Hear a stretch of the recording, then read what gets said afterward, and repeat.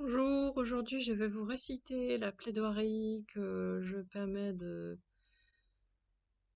me disculper auprès du divorce violent entre Marjorie et Thibaut de Montvalon. Voilà. Alors, c'est à moi. Je continue. Madame la justesse, messieurs les juges tristes, je jure de dire toute la vérité et rien que la vérité. Moi, Florence Quesso, saine de corps et d'esprit, diagnostiquée pendant 40 ans bipolaire et rectifiée insomniaque et dutiful filler, demeure depuis ma naissance en faveur du cœur de Monsieur de Barrique de Montvalon ici présent. Mon seul crime aux yeux de la loi, provocation d'une sécession entre un soulier de Satan et une botte de Nevers à l'envers. Ma défense, je suis la seule et unique soulier de satin de ce monsieur, preuve à l'appui. Je lis les mêmes mots par mes mots depuis 40 ans de Cendrillon.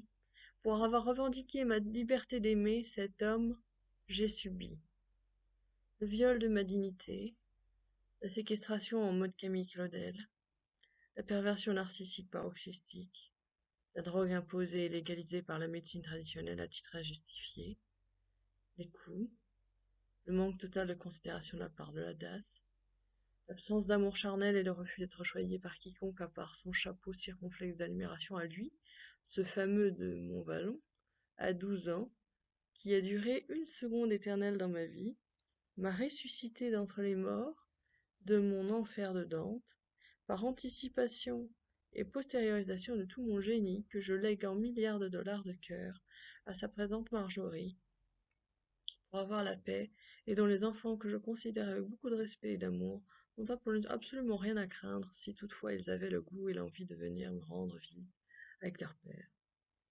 La tyrannie de la corruption de la société mondialiste qui m'a rendue temporairement boulimique et dépendante affective avec mes bourreaux familiaux, qui m'ont littéralement saboté ma planche en terrorisant ce pauvre Thibaut contre l'envie de me demander davantage de ma propre attention, et ce à l'insu de mon plein gré.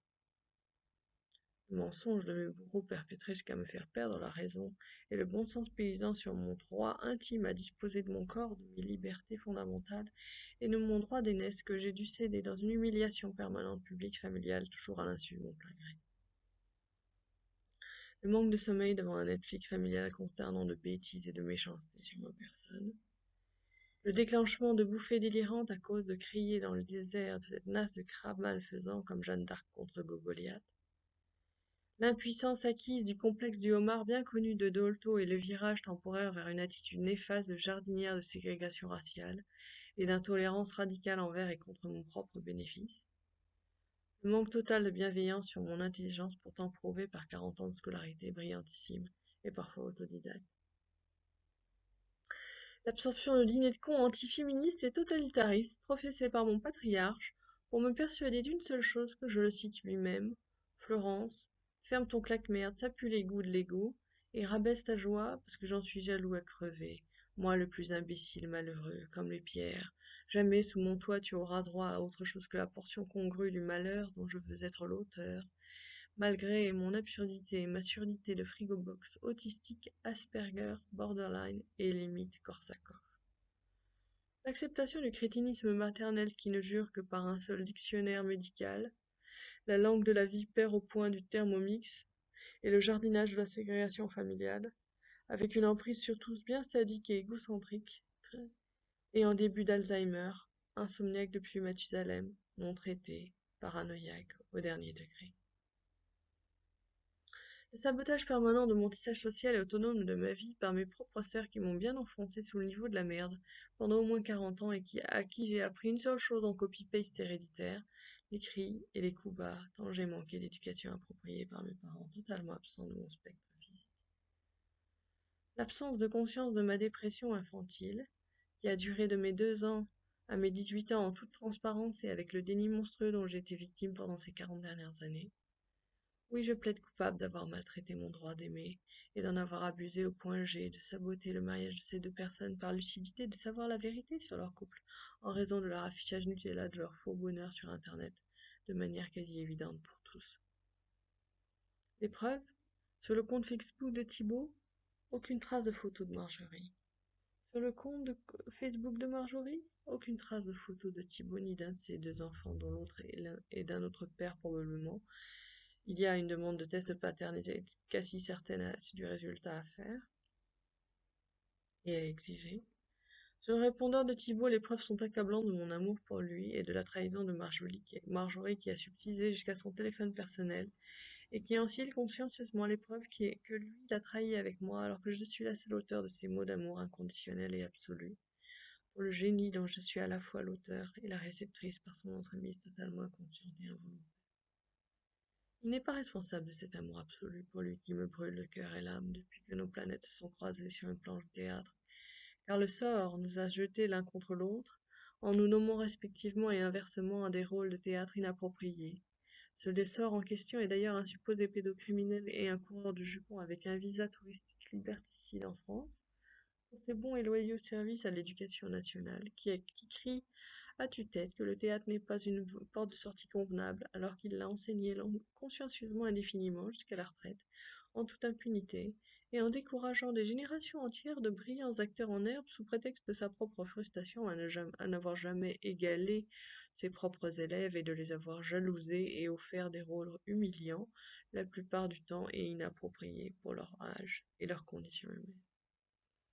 Bref, pour résumer, je suis la seule responsable de ce crime de lèse-majesté d'avoir vu chez Thibaut un génie encore supérieur au mien, et inégalé, et caché, et gâché par le mépris total des nanas de Zozola qui lui tournent autour, qui le flattent, et dont il n'a jamais eu la force de se dégager tant il est gentil, et manque un peu, c'est vrai, d'estime de lui-même depuis qu'il a subi la perte de sa chère mère, par le meurtre involontaire de son père sur elle, un jour de dîner de con familial en voiture sur une route.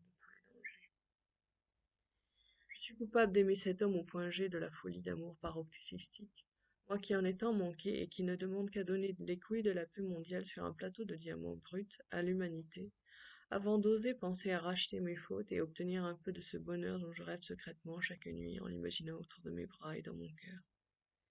Oui, mon vase d'amour psychique indique une seule direction depuis 40 ans. Lui, et lui seul, occupe mon âme en entier, et ma pensée sont accaparées pour lui. Je l'avoue, c'est mon crime de vouloir son bonheur à tout prix, même jusqu'à mon dernier souffle, sans rien attendre en retour que des silences d'indifférence et d'espérance immenses pour le futur de nos enfants de la terre, que je materne si bien qu'on m'interdit à cause d'un tératogène bien connu qui a fait son scandale et dont on veut m'assommer à tort continuellement, en pensant que j'ignore la définition même de l'eugénisme envers ma reine des abeilles de la paix, nom officiel de ma chapelle et de mon association caritative, qui soigne des prisonniers et des patients psy gratos et qui donne un toit aux enfants abandonnés, enfin à ceux qui le souhaitent. Je joue à Mère Teresa toute ma vie pour expier mes gouttes d'huile sur le feu, mais je vous préviens d'une seule chose, Madame la Justesse et Messieurs les juges tristes. Vous n'aurez jamais ma liberté absolue d'aimer cet homme. Dussé-je être cloîtré ou tué ou piétiné ou oublié par la postérité, car moi je me la sers moi-même avec assez de verve, mais je ne permets pas qu'on me desserve encore une fois par un mépris de ma parole, juste et amer, qui boit son poison tous les jours de la soupe infâme familiale et sociétale, mensongère, qui veut croire que pour chaque botte de Nevers n'existe pas un seul soulier de sapin. Or, lui, c'est ma pointure exacte en termes de GPS amoureux, philosophique, scientifique, physiologique, religieux, politique et you name it. C'est mon perfect match, mon allumette miracle qui m'a donné la lumière à tous les étages de mon Versailles chambord, intime, et pour cela je l'attendrai jusqu'à ma mort, s'il le faut, mais jamais vous ne me convaincrez plus que je ne suis pas à sa taille. Voir ci-dessous preuve littéraire dont je suis l'auteur exclusif grâce à son doigt divin qui a touché mon âme exquise et qui est le bois du regard, à travers les murailles de Chine jusque derrière le paravent de ce roi de cœur d'une noblesse inégalée et royale. Oui, je revendique son amour avec toutes les preuves tissées patiemment depuis 40 ans pour étayer un foyer. Quelque chose de mais quoi? Un être vivant, peut-être, on ne sait pas. Lui, ce fameux objet de mon amour, la seule chose qu'il crie en silence. Et lui, ce fameux objet de mon amour, la seule chose qu'il crie en silence depuis qu'il me connaît. Par pitié, ne me demandez pas de choisir entre ma femme et mes enfants, parce que moi-même j'aime une femme qui n'est pas la mère de mes enfants, et je me suis lourdement trompée sur moi-même, et je regrette amèrement cette tranchée de 14-18 que j'ai creusée sous moi, à l'insu de mon plein gré. entre ces deux chiffonnières qui se déchirent mon cœur dehors, comme une passion du Christ inattendue ouvert que je ne parviens pas, par manque de méchanceté, à refermer et recoudre la dignité de ces deux femmes rivales à cause de mon manque de discernement. Voilà, c'était la suite de Cyrano de Bergerac d'Edmond Rostand, par les voix de l'éloquence et de grandes espérances impénétrables jusqu'à Florence. Roxane de Bergerac à Cyrano de Thibaut né de Bergerac de Montvallon. Avril 2022. Correspondance infinie en ut majeur sous fond de notes de chœur, en chœur de Mozart et la 440. Et là, c'est les preuves que j'avance pour dire pourquoi je l'aime. Mon pays, mon amour, mon âme immense de gratitude. En mon cœur, tu sonnes juste et c'est toi que j'entends. Puisse le temps couler et les arbres s'abattre, durant toute saison de l'automne au printemps, tu es celui pour qui je ressens mon cœur battre. Je suis né en hiver, tu m'apportes l'été. Ébloui, envoûté, épanoui, possédé, je réponds à ton cœur car je te veux du bien, et revendique le droit d'observer l'horizon, jusqu'au bout de ton cœur, de rejeter à l'unisson. Fiévreuse et fébrile en ce matin d'avril, je ressens cet amour qui m'ébranle de frissons. Il n'existe en ton nom que pour l'amour de l'homme, qui règne dans mon cœur pour une aurore comme. Je plongerai pour toi dans les gouffres du risque. Je nagerai vers toi en affrontant le doute. Je baignerai mon corps de larmes et de perles. Tout ce que tu voudras, point je ne le redoute. Mon soleil de minuit, cœur de lion, clair de lune. Je ferai naître en toi des torrents de lumière, des étincelles bleues, mille mers enflammées. Je ferai naître en toi la vie. En ton nom, je murmure les méharées de mes désirs, les innombrables chants de mes yeux pleins de blé, la folie douce de mes nuits sans boussole, le sourire des étoiles sur la soie de mes lèvres, le parfum boisé de mes aurores boréales, les odeurs mordorées de la clarté de l'aube, le piment rouge de mes magies bleues, le grain de miel de ma curiosité, ma terre étrangère dans le creux de tes yeux, tes îles, pardon, la solitude de mes paroles sur les vagues, les reflets du soleil qui se noie sur la grève, entre la marée haute et les rochers en feu, mon pays de forêts, de mystères et de larmes, la musique de mes mots qui peuplent mes silences, les mille saisons de ma mélodie intérieure, toutes les gouttes de rosée qui perlent de mon jardin secret, les couleurs de la neige respirées par la brise, les bouquets de mes cheveux ébouriffés, le frissonnement des herbes, la goutte d'eau, toute ma peau évanescente de lumière, et les paupières mi-closes qui me regardent de tes yeux verts frais. Regarde-moi. Pour le droit d'avoir des lentilles en eyesight full contact avec toi. Cœur des déserts, des inséparables. Dans le cœur des déserts, il est une musique, un air de sable vert et de saveur mutique. Partition de torpeur et de grand abandon, ce désert est à l'heure des points d'orgue et du don. Silencieux vagarme et tourbillon de charme, volute de soupirs et vortex qui expirent, passe au gré du vent que l'on nomme harmattan, danse au gré du vent que l'on nomme harmattan. Les pas de méharée qui résonnent en mon corps, le long des dunes immenses qui caressent le sort, de millions de nuances entre bleu sombre et or. Le visage des nuages veille sur ce décor. Les cheveux de chemin qui ne mènent nulle part ont toujours une fin, le hasard. Les chimères de chaleur miragent l'horizon. Solitaire la lumière anime la guérison.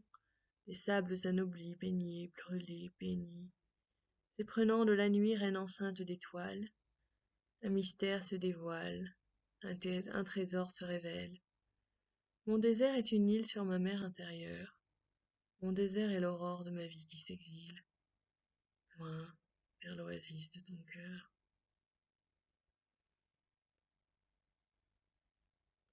L'homme a-t-il une âme? Âme, ma sœur âme, ne vois-tu rien venir que ce triste désir qui me tente de fuir? cette cruelle planète sans fin qu'est l'avenir. Bien des âmes humaines ont penché vers le crime, quand la vie leur supprime ce qu'elle a de sublime. Ces horizons lointains, ces dunes de sable fin, le soleil qui se mire, la lune qui se retire, dans les ondes si pures qui ondulent au vent, les brises doucereuses des époques insouciantes d'un éternel printemps. Une goutte d'orchois et une jonquille se fanent, et le songe s'étire, s'endort, profane. Est-ce un souhait profond qui m'arrache ce soupir, et s'attire les néants de ces purs souvenirs, enraciné si loin qu'il puisse m'anéantir? Ce désir me tuera s'il ne se retire pas. Il accuse mes souffrances pour mieux revenir, en mon âme tremblante et prête de frémir, qui ne cesse de bruire, gémir et soupirer, pour qu'on la laisse en paix. Mais les douceurs fébriles apportées par la ville ne comblent pas cette âme morne si fragile. Elle ne chante plus, elle qui le mieux savait murmurer au rivage des ballades si sages. Elle en perd l'appétit, elle ne cesse de pleurer. Et lorsqu'elle se demande d'où vient cet orage, la tempête répond de ses cris furibonds. Déchaîne-toi, ma sœur, de ces émotions. Brise-moi ces écueils d'angoisse qui t'envahissent. Tourbillonne et emporte une écume nouvelle sur le sillon humain de ces vagues rebelles. Si je n'ai pas goûté aux cimes éternelles, si je n'ai pas sombré en des gouffres mortels, c'est qu'il subsistait là une petite flamme que mes vicissitudes ont su entretenir, depuis qu'en mon esprit un tourbillon m'alarme, sur mes moindres pensées, mes moindres faits et gestes, comme si étaient montés des souterrains célestes. Depuis qu'en mon esprit un vent dont on terrasse toutes les briques qui jusqu'à présent s'amassent, pour édifier quelqu'un, quelque chose, mais quoi? Un être humain sans doute, on ne sait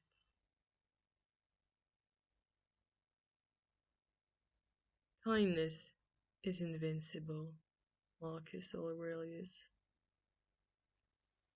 Ah, belle du Seigneur, Thibaut rameau du bois des cœurs, candide incandescence, descente inflorescente, huile essentielle au roulement à bulles de mon bain moussant spirituel, existence et essence de la station stellaire de mes airs de Mozart lunaire et milliardaire, bipolarité de ma journée australe, aurore boréale et crépuscule chez un loup.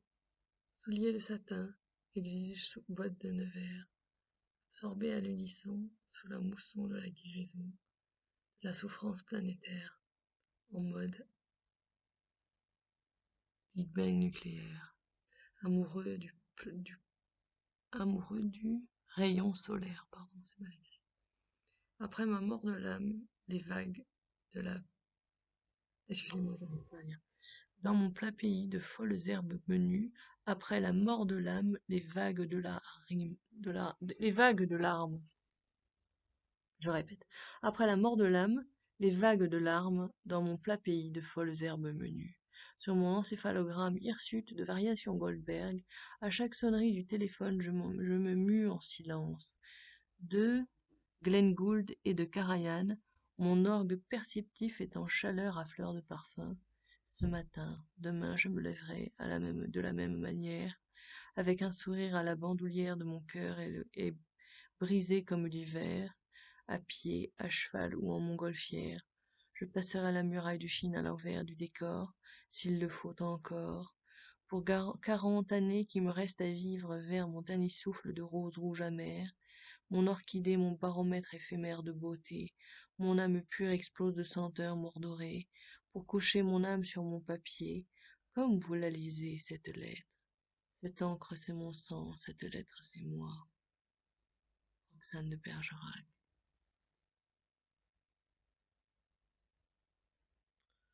Mon filtre ultime des figues de Baucis.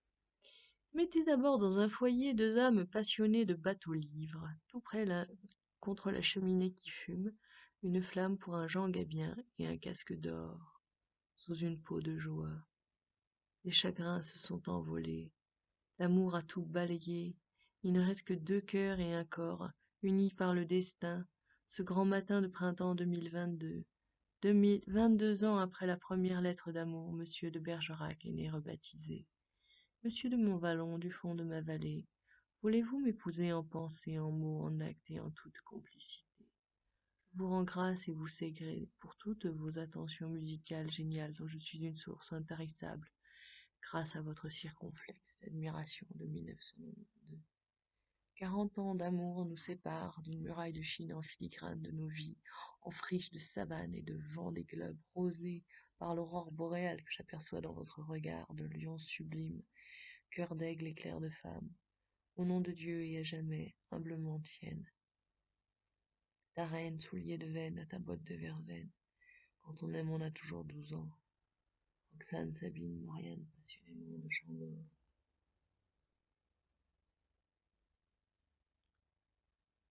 Suite. Laisse-moi caresser ta honte avec mes larmes. Ce soir, c'est la nuit des charmes. Ceci n'est pas une pipe. C'est un roc, c'est une pique. C'est une cape avec. C'est une cape ou c'est une péninsule? Ibérique ou bien l'Amérique? Mer et terre en vue. Silence, soupirs et reconnaissance. Exquise feuillage, en toute innocence. Sérénade, symphonie et citronnade de chansons qui perlent comme les bulles d'émotion. Sentiments si profonds, si tendrement, infiniment, indéfinis, amours inexplorés. Chagrins oubliés, pardonnés 1000 feux de fois. Folie de graines pavées de pavots et de carreaux. Reine des reines de ton cœur, pour l'éternité, au-delà des mots de la mort. Vague à l'âme des larmes du lac 440 de ce cher Mozart. Poison envieux ni mieux. Poison envieux ni mieux de l'obsession du GPS amoureux. Sans faille, il n'y a que toi qui m'aille, comme un gant de velours dans une main de fée. Mes doigts de méharée sont une mélopée, tu es ma bénédiction parmi mes sortilèges. Je te jette sur ma paille que j'ai dans l'œil comme un baobab charmant. Que celui qui n'a jamais aimé me jette ma dernière poutre, avant de voir Florence et mourir sur tes lèvres, au bord du voilier de tes sens et l'essence parfumée de ton âme unique. Alors ça, c'est ma fille spirituelle, Amélie Poulain. Amélie, comme l'eau qui murmure et se fraie un chemin entre les pierres, comme le soleil qui dort les galets et la marée qui reflue vers le large, je t'appelle pour que tu bruisses, comme le pépiment des oiseaux, la flûte de Pan et les roseaux, tu me souffles des petits mots très doux. Ma petite Amélie, j'aurais beau dire, il n'est rien de plus beau que ton sourire. Dixit la super nanny de mer, à l'encre de Chine de mon amour absolu pour ta présence et ta bienveillance. Mon absolute tribute pour ton enfance. Amélie, ma filleule spirituelle que j'aurais tant aimé enfanter pour lui, tant elle est parfaite, mais ce n'est pas ma fille, c'est la Cosette de ma sœur Marat.